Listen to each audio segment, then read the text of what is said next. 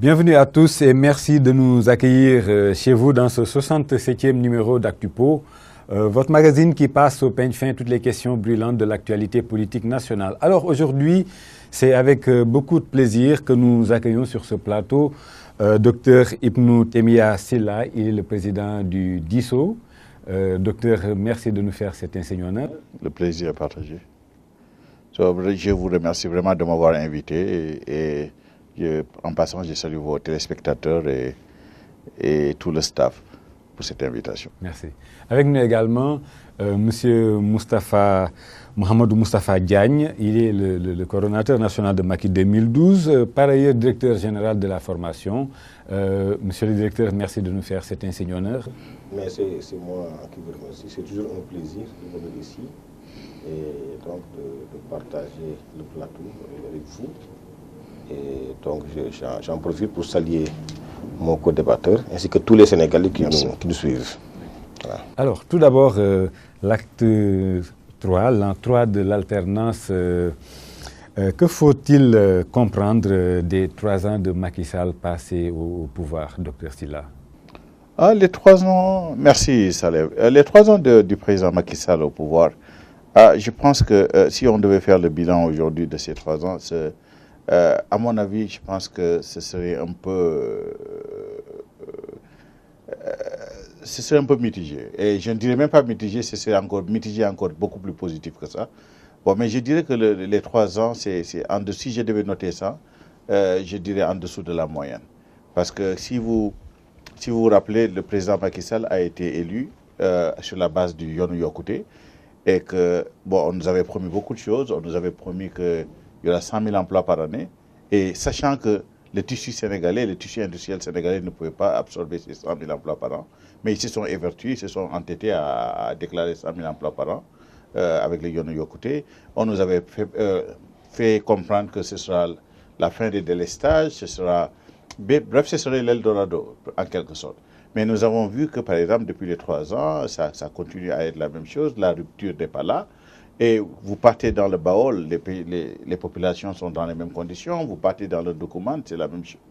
Donc, nous ne voyons pas vraiment de rupture. Sinon, nous avons vu que ce sont les mêmes méthodes qui sont là, qui continuent encore. Et ce sont les mêmes problèmes qui sont là. Donc, je dirais que ce bilan est négatif. Docteur, quand vous dites que ce bilan est négatif, vous voulez dire que rien n'est fait Vous savez, nous ne pouvons pas dire que rien n'est fait. Parce que si vous voyez, il y a les projets du président Wade qui ont été... Certains projets qui ont été quand même complétés. Mais si vous regardez aujourd'hui ce que le président Macky Sall nous avait promis avec son Yoonu Yokkute, vous ne voyez rien. Sinon qu'après une année et demie, ils sont venus pour dépenser 2,5 milliards sur un projet, un plan Sénégal émergent, qui, tout le monde le sait, n'est que un plagiat du plan Gabon émergent. Donc, vous commencez avec votre Yoonu Yokkute et vous nous vendez ça, nous vous avons élu sur cette base, et puis maintenant, vous venez avec un nouveau plan Sénégal émergent, vous dépensez 2,5 milliards, vous dépensez aussi de l'argent, des milliards aussi pour la promotion de ce plan. En fin de compte, vraiment, nous ne savons plus maintenant, est-ce que la crédibilité est un tout petit peu entamée là-bas? Parce que pourquoi on a abandonné le Yoonu Yokkute au profit du plan Sénégal émergent? Je pense que ça pose problème. Donc je dirais que maintenant, c'est comme si, après 3 ans, nous sommes encore à la case de départ. À la case de départ. Monsieur Moustapha Diagne, vous venez d'entendre le docteur Sylla, qui voit du noir sur les 3 ans de Macky Sall donc, au pouvoir, pour ne pas dire que pas d'espoir, en tout cas, sur le règne du président Sall.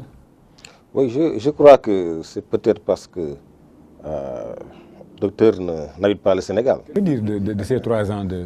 Je pense que peindre le tableau aussi noir, je pense qu'il faut habiter hors du Sénégal pour peindre ce tableau-là.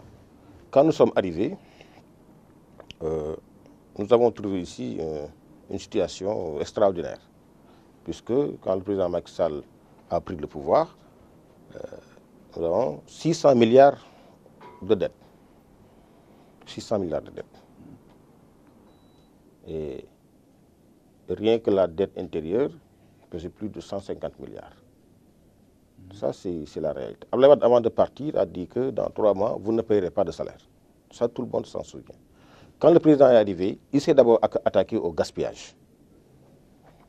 Donc, notamment, le train de vie de l'État. Il a supprimé la vice-présidence, le projet de le Sénat, tout le monde s'en rappelle. Il s'est attaqué aux frais, aux charges de l'État. La facture téléphonique a été divisée presque par 3. Ensuite, les logements conventionnés. Aujourd'hui, il n'y a plus de logements conventionnés. On compte les directions, les agences qui ont été supprimées. Moi, je pense que ça, c'est une démarche volontariste pour que l'argent du contribuable aille dans l'investissement. Dès qu'il est arrivé sur le plan agricole, il a aussitôt injecté presque 34 milliards pour appuyer les paysans en semences et en intrants. Il a subventionné l'électricité. Je vous rappelle que c'est vrai qu'il y a quelques délestages, mais il n'y a plus de coupure que nous connaissions avec Wade. Il faut dire là aussi que le plan Takkal avait résolu un certain nombre de problèmes. Il faut également être honnête. Il s'est attaqué de façon sociale aux difficultés des Sénégalais, notamment la couverture médicale universelle, SEMU. Ensuite, les bourses familiales, 48 000 familles ont reçu donc chacune 100 000 francs. Ce n'est pas rien. Et évidemment, quand vous habitez en ville, vous pouvez ne pas comprendre l'impact positif d'un tel acte, mais quand vous habitez la campagne, quand vous avez été enseignant dans une campagne, vous pouvez mesurer ce que 100 000 francs représentent pour une famille démunie, donc qui a des élèves à envoyer à l'école. D'accord. Vous parlez d'un bilan extrêmement honorable avec les choses qui coincent. Là, en tout cas sur le plan social, là, je laisse exprimer quelques complaintes des Sénégalais. Non, mais écoutez, vous savez, le président Macky Sall, je rappelle, Yoonu Yokkute, c'est le projet de société. Le plan Sénégal émergent, on l'a déduit de Yoonu Yokkute pour faire un plan économique opérationnel pour mettre fin aux difficultés sénégalaises. Et c'est un plan structurel puisque dépensant même les 2 mandats du président Macky Sall, un plan qui va jusqu'à 2035. Ça, c'est ambitieux. Vous savez, avec Wade, on avait un pays à l'envers. Avec le président Macky Sall, le pays est à l'endroit. Nous marchions par la tête. C'est Abdoulaye Wade qui faisait marcher le pays, qui distribuait de l'argent. Oui, j'ai mes projets, mais avec le président Macky Sall, nous marchons aujourd'hui sur nos pieds. Donc l'argent du pays va là où il doit. Et je ne parle pas des infrastructures, parce que tout ce que Wade a laissé ici, c'est Macky Sall qui les a terminés. Et je rappelle, en 2005, c'est Macky Sall qui a commencé les chantiers de Wade, Sirnos, AIBD, donc l'autoroute Dakar, Diamniadio. Tout ça, c'est le premier ministre Macky Sall qui avait commencé.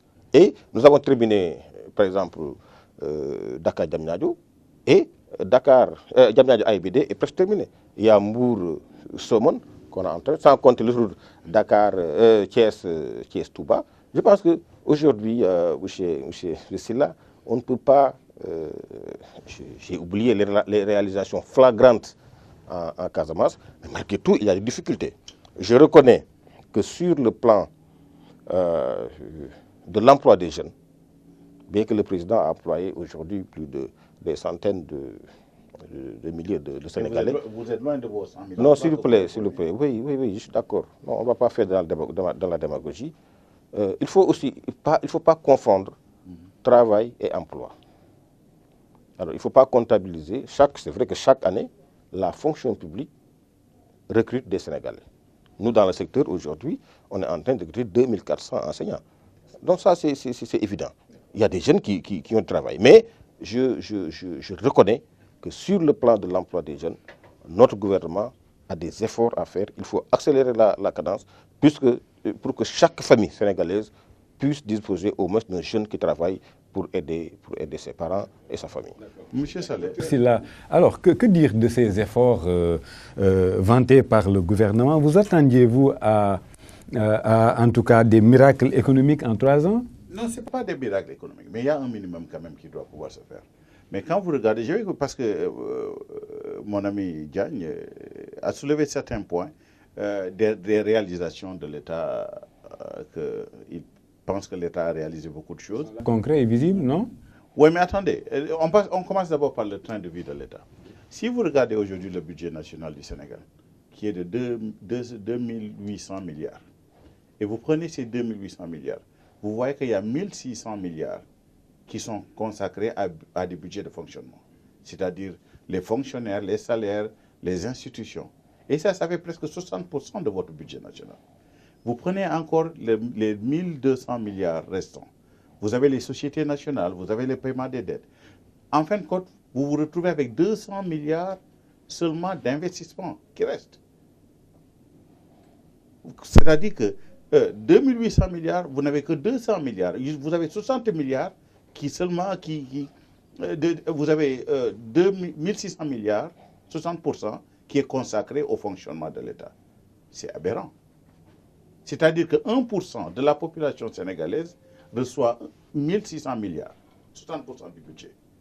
Donc, si vous me dites que vous avez réduit le train de vie de l'État, je pense que quand même, quelque part, soit vous vous trompez vous-même, ou bien vous voulez tromper les Sénégalais.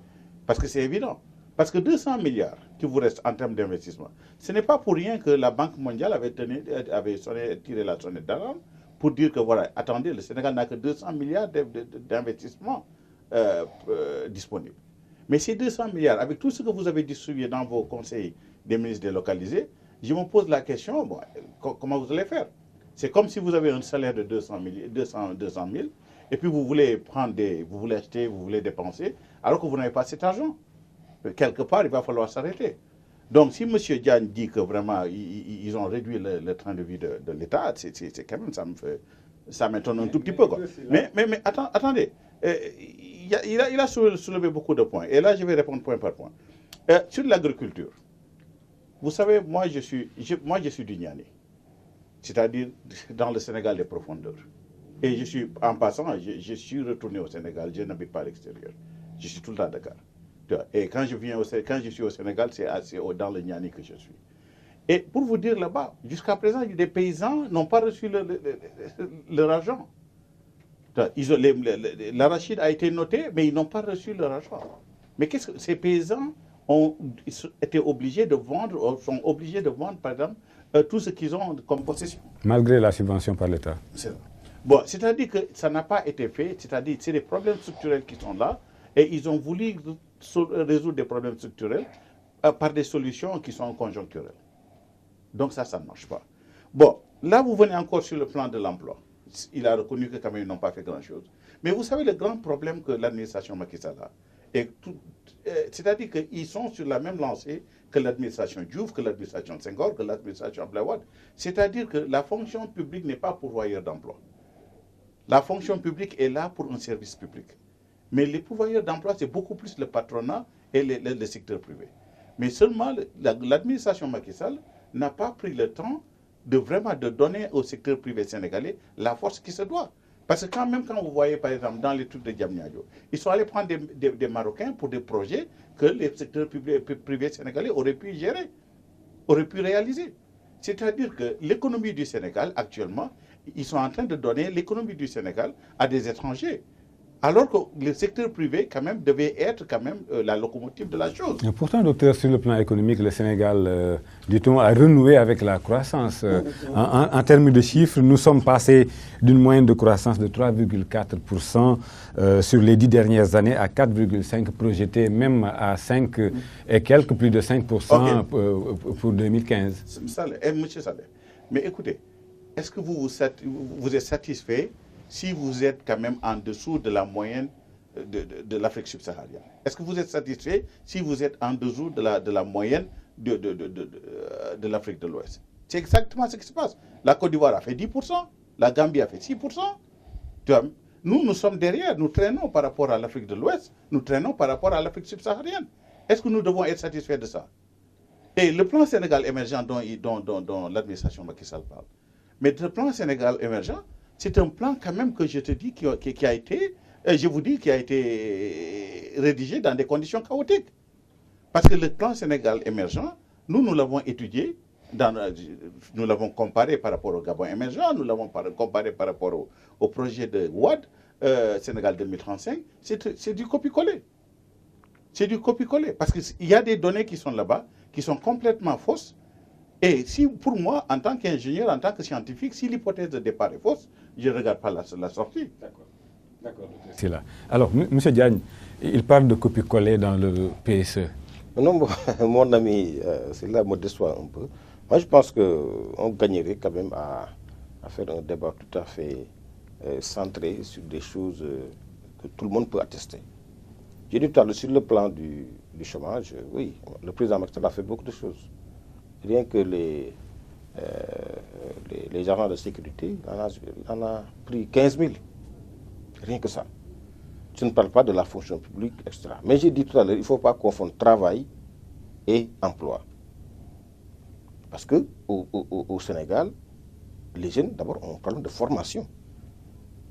La plupart des jeunes, ou bien sont désœuvrés, ne sont même pas chômeurs. Parce que pour être chômeur, il faut avoir un métier. Ils n'ont même pas de métier. Il y a une autre catégorie dont la formation n'est pas en adéquation avec le marché. Et ça, nous l'avons hérité du régime socialiste. S'il vous plaît, je vous ai écouté. Je vous ai écouté. Je vous ai écouté. Non, je vous ai écouté. Non, je ne parle pas de voilà. J'ai dit, je parle de la formation des jeunes. Ça, nous l'avons hérité et du régime socialiste et du régime de Ouad. Nos jeunes ne sont pas suffisamment formés pour même prétendre à un métier. Et qu'est-ce que vous voulez faire? S'il vous plaît, il y en a d'autres qui n'ont même pas de formation. Parce que le chômage, c'est celui qui a un métier. Et là, j'embrasse pour dire sur le budget. Vous savez, il y a un budget prévisionnel. Vous parlez du budget prévisionnel. Les 2800 milliards ou 3800 milliards. Mais ça, c'est un budget prévisionnel. Mais vous êtes S'il vous plaît, que les 200 milliards quand vous êtes dans l'administration, non, même pas ça, parce que ça, c'est des prévisions, s'il vous plaît. C'est des prévisions, je vais être très clair. C'est des prévisions. Ça n'a rien à voir avec les budgets exécutés. Et aujourd'hui, quand vous êtes directeur, quelque part, dans l'administration, quand vous êtes ministre, quand vous êtes agent de l'administration, vous savez que tous les budgets de l'administration ont été coupés. Parce que la priorité a été donnée à l'investissement. Tous les budgets. Et ça, c'est des choses vérifiables. Et je suis bien placé pour le savoir. Alors, donc je pense que il faut également souligner que non, le Sénégal ne compte pas sur son budget pour faire des infrastructures. On a été à Paris pour le financement du PSE, mais nous avons eu beaucoup plus que nous demandions d'ailleurs. Beaucoup plus que nous demandions. Alors, je pense que vous confondez la marche du pays avec les investissements du pays. Nous ne comptons pas sur notre budget pour investir. Vous savez, le pôle de Diamniadio, j'en viens. Le pôle de Diamniadio. Comme l'autoroute Dakar-Diamniadio. Écoutez, nous sommes dans un monde mondialisé. On aurait bien aimé pratiquer la préférence nationale. Mais est-ce que notre secteur privé a les moyens, évidemment, de financer les projets structurants? Parce que c'est des sommes énormes, c'est des disponibilités financières énormes. Il ne faut pas, s'il vous plaît, concevoir la France. Maintenant, il faut que le secteur privé s'organise peut-être en joint venture pour pouvoir prétendre à certains marchés. Parce que, s'il vous plaît, si, quand je prends Dakar, Thiès, Touba, c'est 400 milliards. Je ne pense pas qu'au niveau national, qu'il y ait même organisé, le secteur privé puisse mobiliser 400 milliards. Ça, c'est des réalités, s'il vous plaît. Maintenant, c'est les CET, c'est construire, exploiter, transférer. Ensuite, vous vivez aux États-Unis. Quand vous êtes là-bas, combien de marchés les Chinois gagnent là-bas, aux États-Unis. Alors, non, s'il vous plaît, nous ne pouvons pas, nous ne pouvons pas vivre en vase clos. S'il vous plaît. Je vais terminer, vous prendrez votre preuve. Je vais terminer, sinon je vous coupe aussi. D'accord, allez-y très vite. Allez-y. Parce que si vous me coupez... Non, écoutez, mais je dis des choses quand même que tout le monde peut comprendre. D'accord, laissez-le Parce que aussi, il faut allez-y, monsieur. Quand vous gérez, il faut être réaliste. Le Sénégal est un pays sous-développé. S'il vous plaît, un budget de 2800 milliards, mais il y a des télévisions, CNN, ils font plus que ça. Télévision. Il faut être réaliste. Nous n'avons pas cet argent-là. Il ne faut pas qu'on dise oui, parce que tout simplement, nous avons des considérations nationalistes là, que oui, le secteur privé, etc. Le secteur privé sénégalais n'a pas encore les moyens de financer des projets structurants de centaines et de centaines de milliards. Nous sommes d'accord qu'il faut l'organiser. Et le président de la République, d'ailleurs, le président de la République, je termine par ça, le président de la République, à chaque fois qu'il voyage, mais dans son avion-là, il y a des personnalités donc du secteur privé. Parce que voyez-vous. Donc vraiment, ça c'est vous ne pouvez pas reprocher au Sénégal d'aller trouver des partenaires extérieurs. Ça, dans tous les pays du monde, même les pays les plus puissants aux États-Unis, les gens le font. Tout le monde sait que les États-Unis empruntent beaucoup d'argent à la Chine. D'accord, oui, allez-y, docteur. Vous savez, parlant de la mondialisation, je suis très bien placé pour parler de la mondialisation. En tant que directeur de marketing stratégique, moi-même, j'ai été l'architecte, par exemple, de la pénétration des produits américains sur le marché asiatique, de ma compagnie, des produits de télécommunications cellulaires sur le marché américain. J'ai aidé des compagnies brésiliennes et indiennes à concevoir des produits qui se vendent sur le marché international. Donc, je connais bien l'implication de la chose, de la mondialisation. Mais le problème, c'est que ce qui se passe, c'est que l'administration Macky Sall a une tendance à analyser le Sénégal comme si le Sénégal était encore en singleton. Alors qu'aujourd'hui, nous avons une chaîne de valeur de la mondialisation. Il faudra maintenant savoir positionner le Sénégal sur cette chaîne de valeur-là pour voir où est-ce que nous pouvons avoir une place. Mais c'est ce qu'ils ne sont pas en train de faire. Mais si justement, c'est ce qui est en train d'être fait. Non, pas du tout. Parce que je vais revenir. Ça m'amène au plan Sénégal émergent. Moi, par exemple, le plan Sénégal émergent, c'est bon d'avoir un plan directeur. Bien que vous avez sauté du Yonou Yokouté, qui était une liste de vœux pieux, et maintenant au plan Sénégal émergent. Et d'ailleurs, en passant, le plan Sénégal émergent, la première aberration, c'est que vous allez dépenser 2,5 milliards et vous le payez à des gens qui sont à l'extérieur du Sénégal pour concevoir un plan qui s'applique au Sénégal. Alors que vous avez beaucoup d'économistes à l'université Cheikh Anta Diop, beaucoup d'économistes à l'université Gaston Berger, il ne suffisait que de leur donner des logiciels adéquats pour pouvoir faire des modélisations et vous amener un plan beaucoup plus adapté à notre réalité nationale. Ça, c'est la première aberration du plan Sénégal émergent. Vous venez dans le plan Sénégal émergent, c'est basé sur quoi? Le plan Sénégal émergent dit que bon, d'ici 2018, nous allons avoir un taux de croissance de 8,5%. Et en 2018, avec 8,5%, nous allons maintenir ça. Et en 2035, nous allons atteindre l'émergence. Et il n'y a pas longtemps, le FMI a sorti un rapport pour dire que le plan Sénégal émergent, le maximum que le Sénégal puisse atteindre en 2018, c'est 5% de taux de croissance. Bon, d'où vient, par exemple, ces 3,5% que eux, ils clament là. Parce qu'il y a une différence de 3,5% maintenant. Parce qu'eux, ils disent 8,5% et le FMI dit 5%. C'est parce que dans leur modélisation, ils ont pris les scénarios les plus optimistes. Et tout le monde sait que dans ce cadre-là, il faut prendre le scénario le plus pessimiste. Mais ils ont pris 3,5% de taux de croissance qu'ils veulent de plus, que le FMI ne sait pas où est-ce qu'ils vont atteindre. D'accord, monsieur là. Donc il y a un problème qui se pose ici. Attends, je vais continuer. Oui, s'il vous plaît, je voudrais qu'on avance très vite. Oui, il y a beaucoup de points à aborder. Oui, parce que le plan Sénégal émergent, c'est actuellement leur trophée. Mais je vais leur montrer que le plan Sénégal émergent ne tient pas la route. D'accord. Bon, là, très vite, s'il vous plaît, très vite. Très vite. Vous avez aussi deux domaines stratégiques qui n'ont pas été traités très bien dans le plan Sénégal émergent. C'est-à-dire que vous n'avez pas tenu compte du développement durable. la gestion des ressources forestières, la gestion des ressources halieutiques, vous n'avez pas tenu compte aussi de la haute technologie et comment le Sénégal doit se positionner par rapport à ça. Parce que n'oublions pas que nous avons le Ghana, nous avons l'Abidjan qui sont en train de se positionner sur cette chaîne de valeur. Alors que nous n'avons pas vraiment... J'ai lu le plan Sénégal émergent. Ils n'ont pas encore touché d'une manière vraiment structurelle comment la haute technologie et comment les télécommunications devraient pouvoir prendre place dans l'économie sénégalaise. Merci, Dr Sylla. Alors, un autre point qui me semble également important, c'est la réforme des institutions.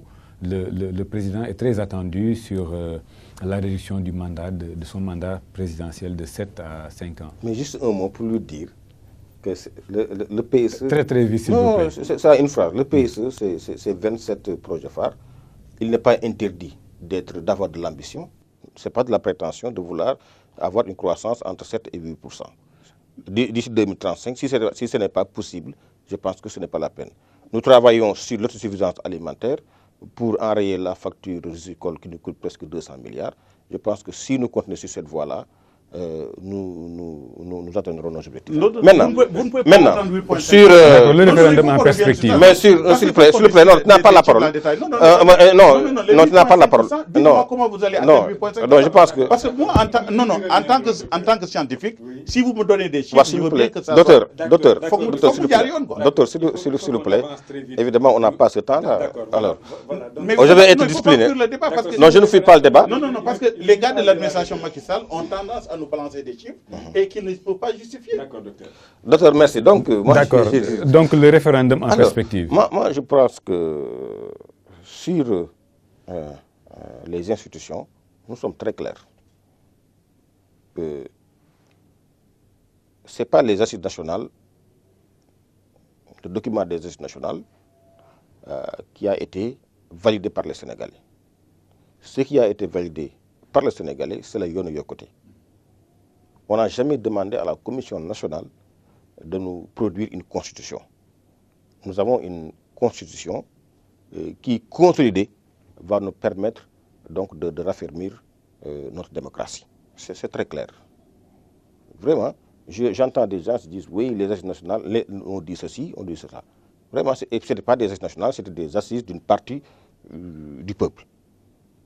Et quand ils l'ont soumis le document au peuple, le peuple ne l'a pas validé. Ce que le peuple a validé, c'est le Yono Yokote qui, encore une fois, qui est un projet de société, qui est différent du PSE, qui est la version économique du Yono Yokote. Alors, ceci étant dit... Non, s'il vous plaît, non, c'est pas vous. C'est pas vous. Vous aurez le temps de répondre, docteur. Vous aurez le temps de répondre. Parce que si vous continuez comme ça, je vais être obligé de... Allez-y, M. Diagne. Parce que si vous me coupez, vous coupez en même temps. D'accord, allez-y, M. Diagne. Poursuivez. Voilà. Alors, je pense que le président Macky Sall a été très clair. Ce que nous demandons, nous avons des problèmes. Le problème d'abord du 3e mandat, qui nous a valu 12 morts avec Abdoulaye Wade. Ce texte-là, cet article-là avait été très mal écrit. On demandait dans la Constitution de modifier cet article de telle façon que tout président qui vient sache que maintenant c'est 2 mandats de 5 ans. C'est très clair. L'autre chose, le président a toujours dit qu'il n'est pas d'accord pour un régime parlementaire. Nous, Macky 2012, nous sommes contre un régime parlementaire.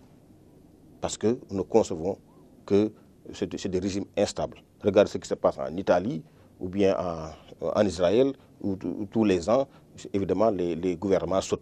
Nous ne pouvons pas nous payer ce luxe-là.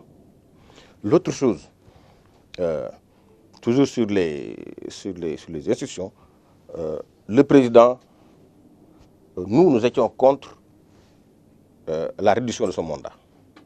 Parce qu'un pays à construire n'est pas un pays à gérer. Aux États-Unis, en Belgique, la Belgique s'est permis donc de rester plus de 2 ans sans gouvernement. Mais c'est des pays qui sont construits. Quand vous construisez, vous avez besoin de temps. Surtout en Afrique où tout est priorité, tout est sur priorité. Nous étions contre. Mais le président nous a demandé tout simplement de lui permettre de respecter son engagement. Et ce mandat-là sera réduit et nous irons aux élections, Inch'Allah, en 2017. Ce n'est pas le débat. Mais encore une fois, ce ne sont pas les assises nationales qui gouvernent le Sénégal. Ce qui gouverne le Sénégal, c'est le président Macky Sall, Yono Yokote et la version économique PSE. Merci, M. Diagne. Docteur Sylla? Oui, je pense que je partage quand même jusqu'à un certain point sa position sur la réforme des institutions, parce que je pense que les assises nationales, bien qu'il y ait quand même des points très positifs dans le rapport des assises nationales, des conclusions des assises nationales, mais il y a un problème. Il faut savoir que les assises nationales étaient quand même la réponse que l'opposition, qui avait boycotté Abdoulaye Wade après les législatives, a voulu apporter pour reprendre l'initiative. Tout à fait. Donc je pense que quelque part, c'est un peu biaisé. Mais quand même, il y a des points positifs dans les conclusions. Bon, maintenant, s'il faut appliquer ensemble ces points positifs, là, je pense que nous sommes ouverts à ça.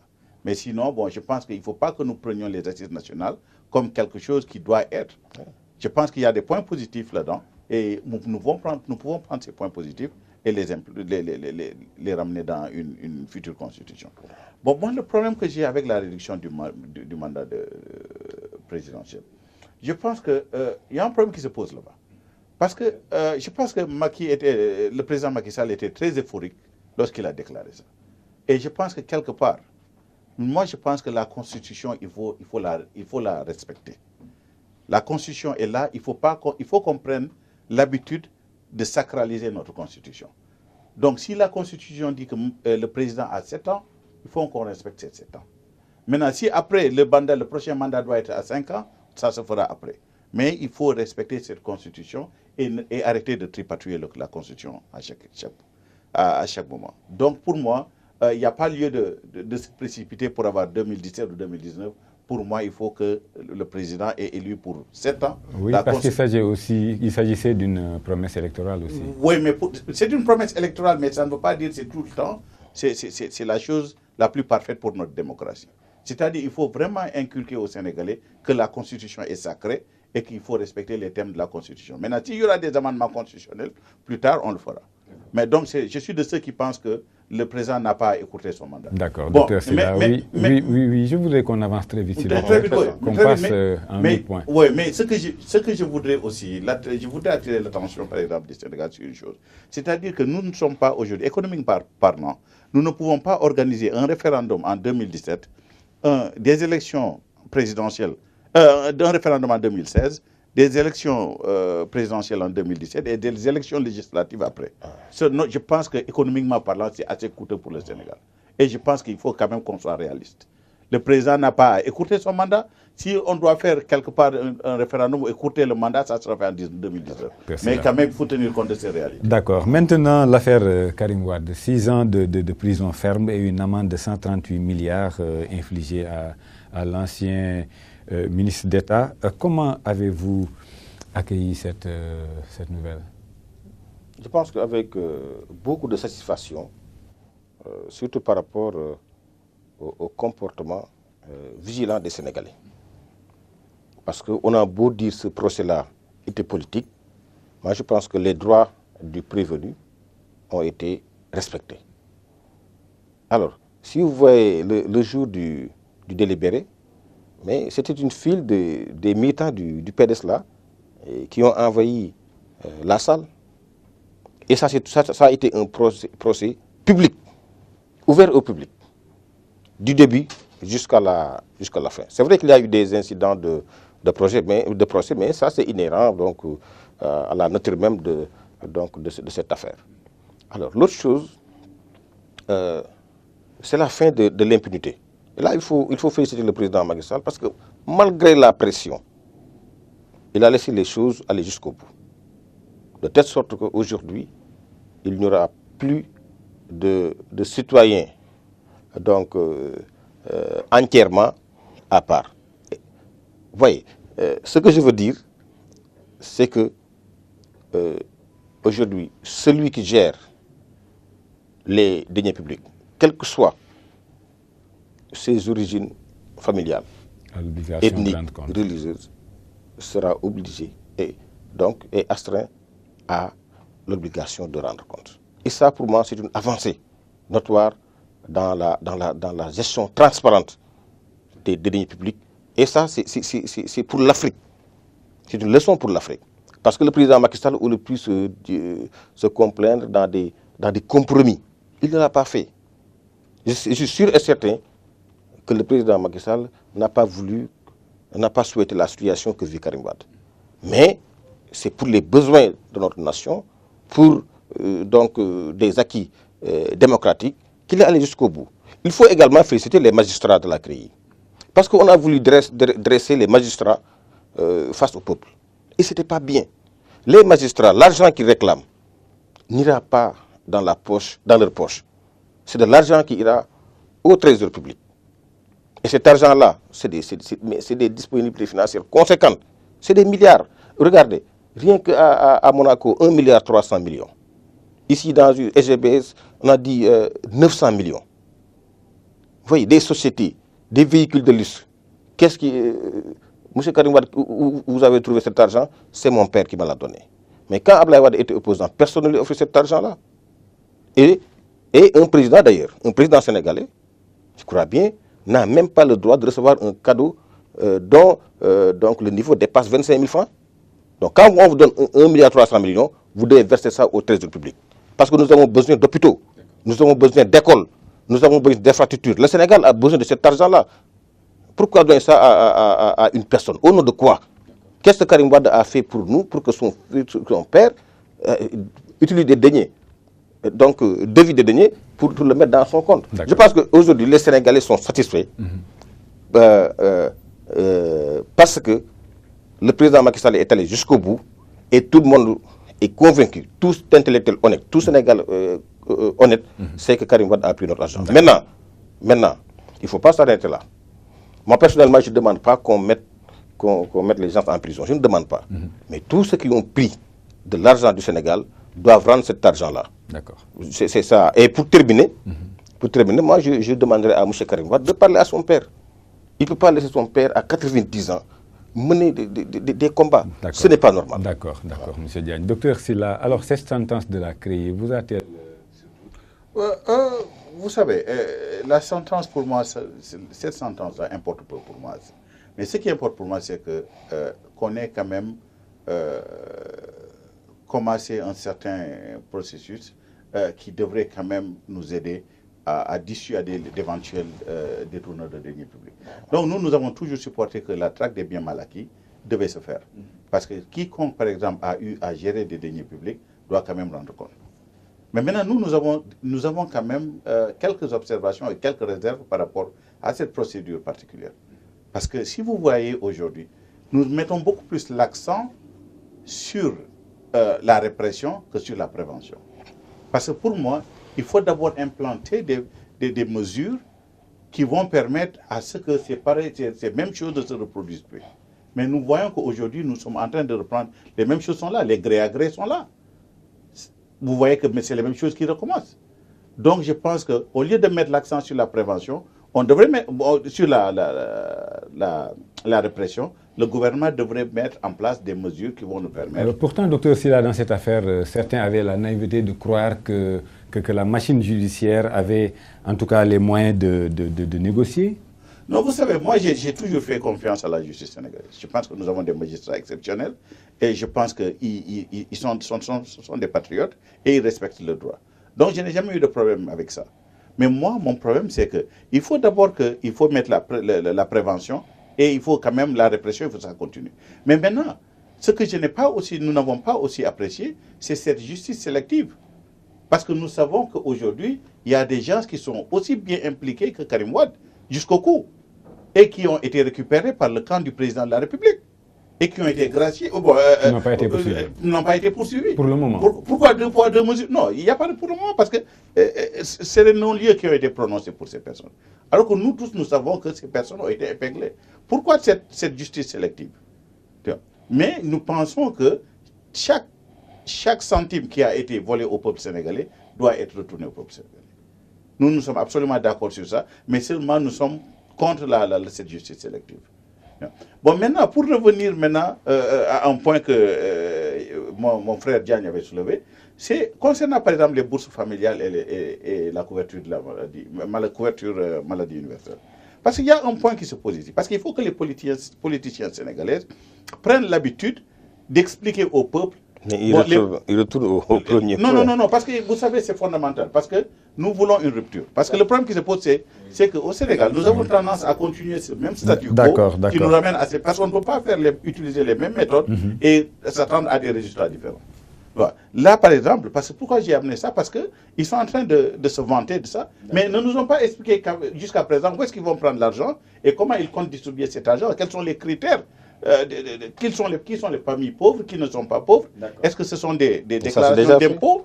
Mais il faut qu'on nous explique ça. D'accord, docteur Sylla. Pour recadrer un petit peu encore, est-ce que Karim Wade n'est pas en train, monsieur Diagne, de payer les pots cassés, disons, d'une ascension réfléchie ou irréfléchie et sans commune mesure?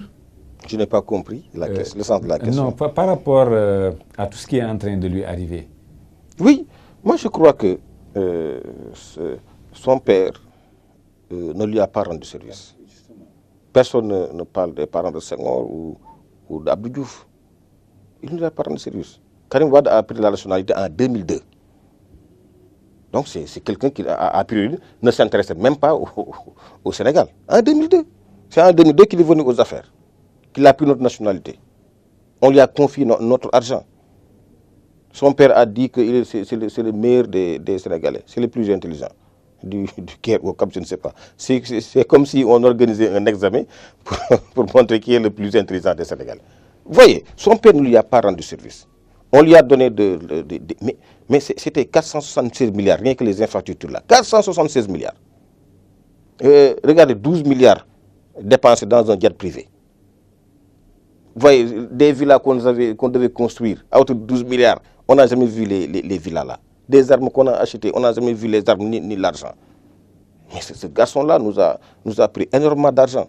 Et je suis sûr que jusqu'à la fin des temps, on ne saura pas où cet argent-là c'est. Parce que c'est des comptes offshore, c'est des sociétés écrans. Ils ont fait dans l'ingénierie financière. Donc cet argent-là, je suis sûr et certain qu'on ne pourra même pas recouvrer le 1/10. Parce que ce n'est pas en son nom, c'est des prête-noms. C'est un dossier extrêmement compliqué. En tout cas, toujours pas encore de commentaires de la part de Maître Wade?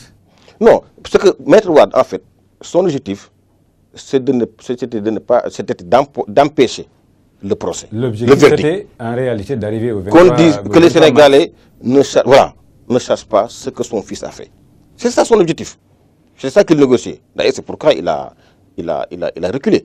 Parce qu'il croyant que les Sénégalais vont aller le suivre là dans son aventure, quand on condamnerait son fils, ce serait la fin du monde. Ce n'est pas la fin du monde. Les Sénégalais sont suffisamment intelligents. Pas quelque part aussi de pousser Wade à faire revenir son visage d'opposant? Non, moi, une opposition est nécessaire dans un pays. Une démocratie ne peut pas vivre sans opposition. Mais il faut que Wade sache que les Sénégalais ont beaucoup évolué sur beaucoup de questions.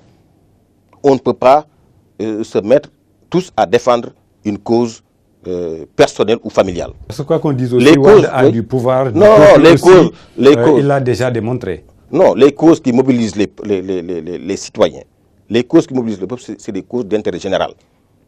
Mais les Sénégalais ne vont pas se mobiliser pour quelqu'un qui nous a volé notre argent. Je pense que là, Wade a manqué de vigilance par rapport à l'appréciation des Sénégalais.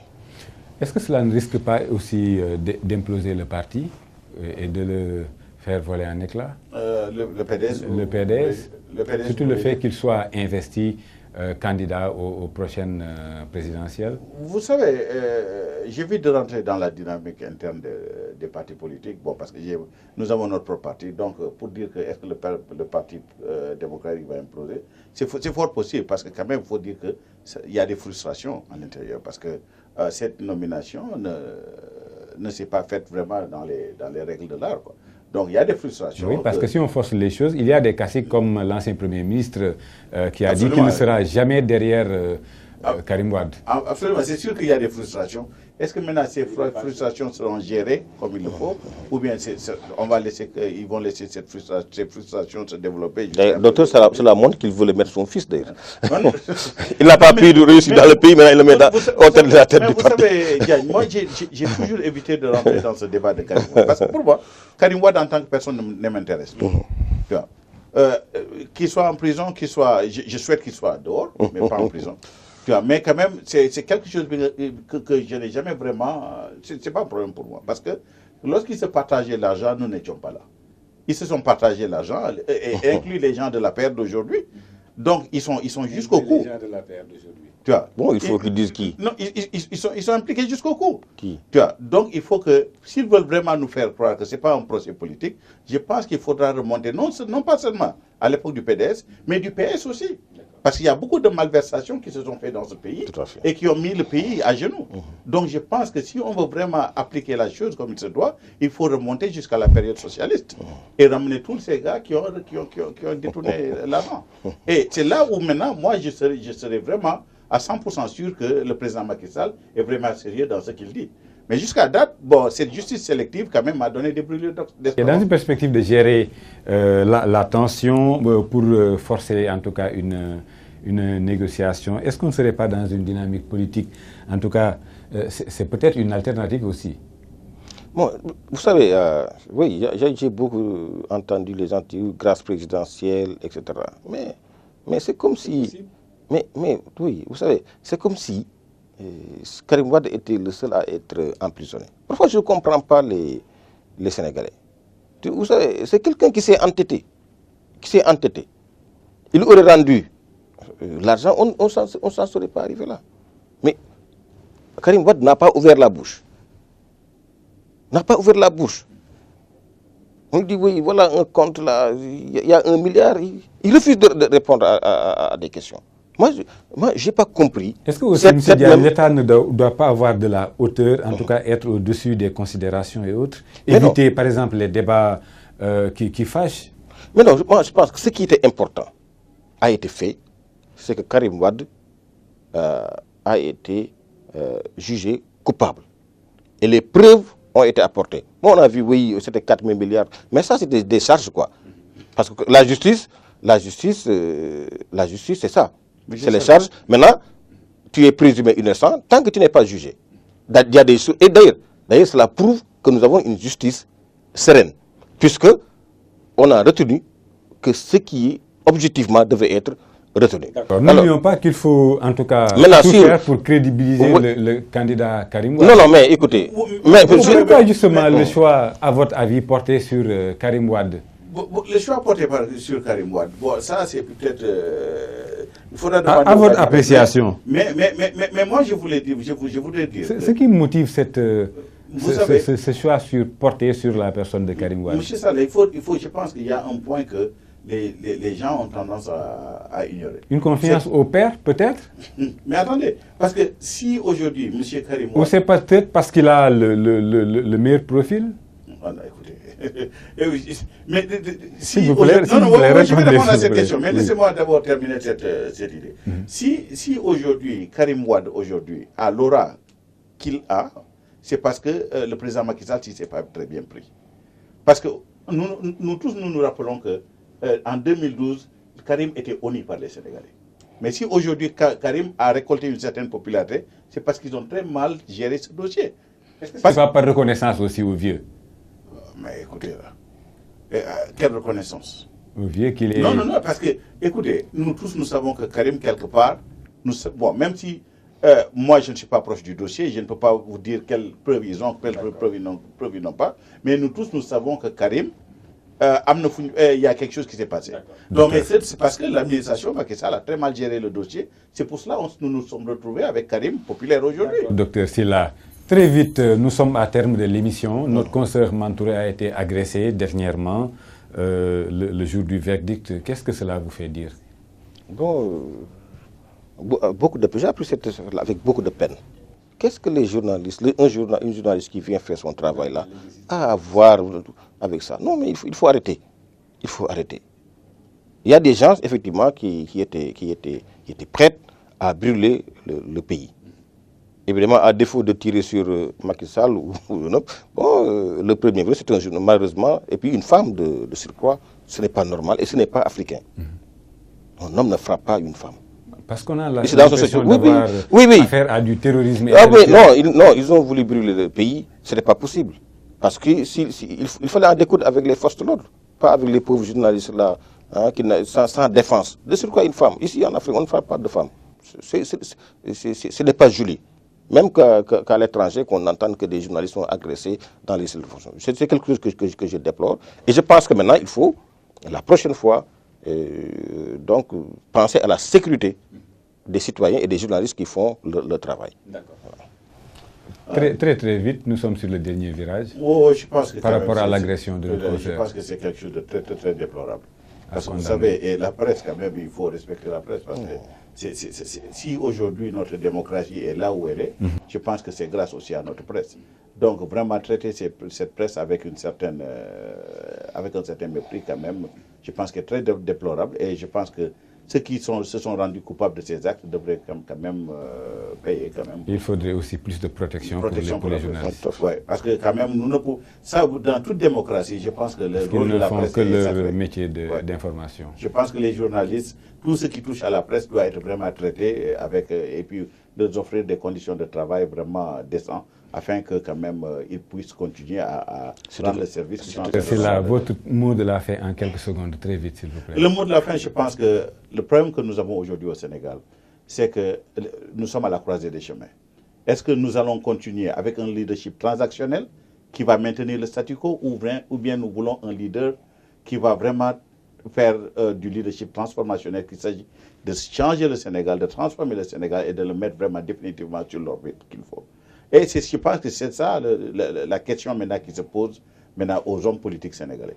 Et malheureusement, je pense que nous sommes encore avec des leaders transactionnels qui sont en train de maintenir un statu quo, qu'ils essaient d'améliorer, mais je pense qu'il faut quand même descendre. Merci, Dr Sylla, d'avoir été des nôtres. Ok, merci beaucoup. Très vite, monsieur. Oui, je vous dirais que bon, il a été un peu méchant avec nous, mais tout le monde sait qu'avec le président Macky Sall, c'est la rupture. Le procès Karim en est une preuve. C'est la rupture sur tous les plans.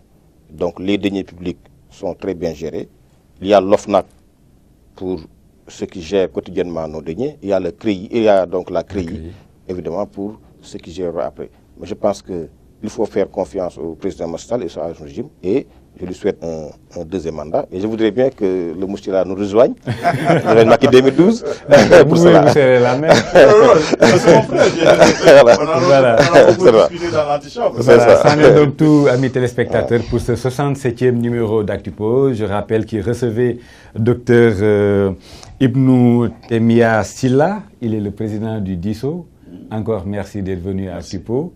Avec nous aussi, il y avait Mohamedou Moustapha Diagne, il est Mohamed Moustapha Diagne, donc coordonnateur de Macky 2012, par ailleurs directeur général de la formation. Merci encore d'être venu à Actupo. C'est moi qui vous remercie. Oui. Merci à toute l'équipe qui gravite autour de cette émission hautement politique. Astou Cissé, Maïmouna Gueye, notre ami le politicien qui se trouve de l'autre côté. Voilà, Amadou Fall. On prie aussi pour Seigne Babacar parce que c'est son anniversaire. Tout à fait. Voilà. Ce 25 décembre qui marque donc l'anniversaire. Il y a là aussi, il y a le tas de Amin. C'est ça. Amin. Merci à vous tous, amis téléspectateurs. Portez-vous bien et excellente suite des programmes sur Radio-Télévision Mourchid. Au revoir.